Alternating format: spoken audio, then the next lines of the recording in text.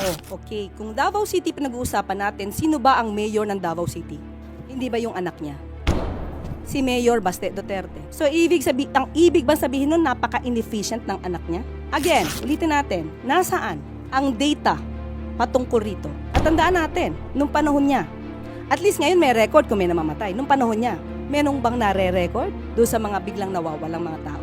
Tanong lang natin yun. So, dapat yun siguro, alamin din niya. Pero as of now, sabi nga natin, anak niya ang namumuno sa Davao City. Bakit ganun ang kanyang lungsod? Hindi pa to campaign joke ulit ni dating Pangulong Duterte? Hindi ba tayo nasanay dun sa jet ski promise niya? Na nung naniwala tayo halos sa mga sumuporta sa kanya, tinawag tayong stupid. So pag naniwala ba tayo ulit sa sinasabi niyang ito, baka mapagkamalan niya tayo ulit at tawagin tayong stupid. We will take this seriously. Para naman hindi magkaroon ng fake news, lalo na doon sa mga taong nakikinig sa kanya at maaaring naniniwala pa. Ang issue na to, October 2024, nasagot na ito. Ang nagtataka lang ako, bakit paulit-ulit na binibring up ni dating Pangulong Duterte? Ang nagtataka lang tayo, bakit hindi ito alam ng dating Pangulo? Puro bago siya magbigay ng ganitong klaseng intriga, mapapansin nyo sa kanya mga statements. Hindi naman detailed. Anong proof niya? Again, as a lawyer, he is a lawyer. He became a fiscal. Alam niya kung paano magkuha ng ebidensya to get the truth. Bakit sa kanya? Parang wala siyang ebidensya. Laging paintriga. All we want here is evidence. Ipakita niya kung si PBBM o ang Pangulo ang nag-utos para magbenta ng gold reserves. Sobrang nakakagulat na balita. Grabe, former President Rodrigo Roa Duterte. Nagulat humanap ng abogado si PBBM na pangtapat, matapang na sumagot si Attorney Claire. Ayon sa nakalap nating impormasyon, nagulat ang media kay Attorney Claire. Bagong pinili Yusek ni PBBM na sasagot sa tanong ng media, sapul agad si Duterte. Kawawang digong napahiya sa bagong Yusek ng Malacanang, nagulat kay Pangulong Bongbong Marcos, humanap ng abogadong pangtapat. Matapang na sumagot si Attorney Claire. Tara panoorin natin. Magandang hapon Malacanang Press Corps. Welcome sa ating press briefing ngayong araw, February 24. Makakasama natin si Palace Press Officer at PCO Undersecretary Attorney Claire Castro para magbigay linaw kaugnay sa mga alegasyon sa gold reserves. Ma'am, so just a clarification. So ibig sabihin, hands off si Presidente doon sa gold reserves kasi PRRD mentioned or is accusing the Marcos family of stealing and selling the country's gold. Just so it's clear.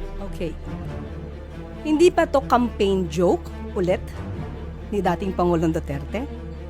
Hindi ba tayo nasanay dun sa jet ski promise niya? Na nung naniwala tayo halos sa mga sumuporta sa kanya, tinawag tayong stupid. So pag naniwala ba tayo ulit sa sinasabi niyang ito, baka mapagkamalan niya tayo ulit at tawagin tayong stupid. But anyway, we will take this seriously. Para naman hindi magkaroon ng fake news, lalo na doon sa mga taong nakikinig sa kanya at maaaring naniniwala pa. Itong issue na to, October 2024, nasagot na ito. Ang nagtataka lang ako, bakit paulit-ulit na binibring up ni dating Pangulong Duterte? Wala ba siya mga economic experts na magsasabi sa kanya kung ano ba talaga ang regular activities ng BSP? Ayon sa BSP, ang pagbebenta ng gold is just a regular activity. How? Why? To pump up the economy. Even at the time of former President Duterte, trabaho na ito ng BSP. Hindi niya ba alam iyon? Okay, now, sinabi nga dito, ang pagbebenta ng gold, kung mataas ang presyo, dapat ibenta. Sinabi din ng BSP, hindi pwede silang mag-hold that much of a gold. Okay? Now, ang nagtataka lang tayo, bakit hindi ito alam ng dating Pangulo? Siguro bago siya magbigay ng ganitong klaseng intriga, mapapansin nyo sa kanya mga statements. Hindi naman detailed. Anong proof niya? Again, as a lawyer, he is a lawyer. He became a fiscal. Alam niya kung paano magkuha ng ebidensya, no? To get the truth. Bakit sa kanya? Parang wala siyang ebidensya. Laging paintriga. All we want here is evidence. Ipakita niya kung si PBBM o ang Pangulo ang nag-utos para magbenta ng gold reserves. Samantalang sinabi rin ng BSP, solely and manage ito. No? Solely managed by the BSP. So paano magkakaroon dito ng hand or pakikialam ang Pangulo? John A.U., People's Journal. Ma'am, when you said you will take this seriously, what do you mean by that? Will the government file charges against the former president? Hindi naman po. Sasagutin lang namin yung mga joke na lagi niya sinasabi. Since tayo ay sumasagot dito ng seryoso, baka sa susunod sasabihin na naman ng mga supporters niya, hindi niya na naman kilala si dating Pangulong Duterte. Puro joke yan. So ito ba mga sinasabi niya during sa kanilang rallies or campaign rallies? Joke ba o seryoso? We have to know that. Okay. And also, ma'am, would you know under the Marcos administration kung ilan na pong gold ang naibenta? As of now, wala tayong records, pero sabi nga nila, according sa BSP, kukunin namin ito. Kung inyo pong i-require at alamin po natin kung maibibigay po sa atin ng BSP ang records na ito. Pero ang sabi nga po nila, mas tumaas pa po ang GIR natin to $106.3 billion. So ibig sabihin, hindi tayo, wala tayong problema sa gold reserves natin.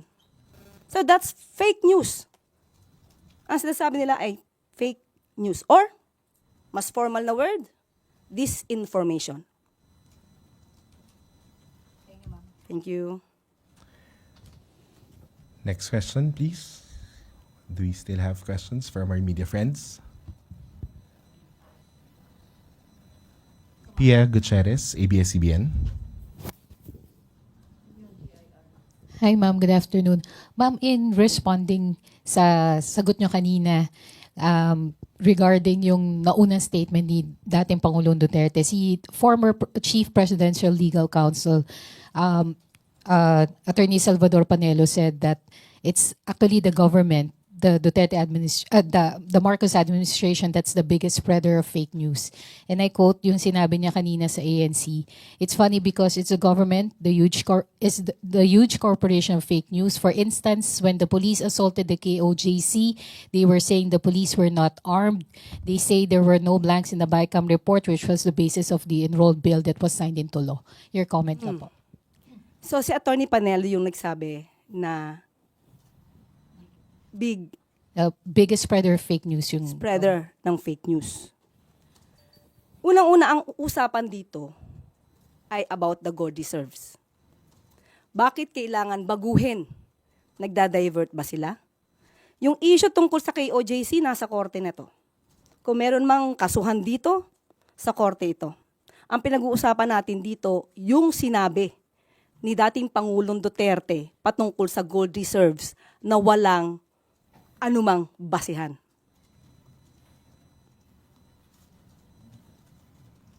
Thank you, Yusek.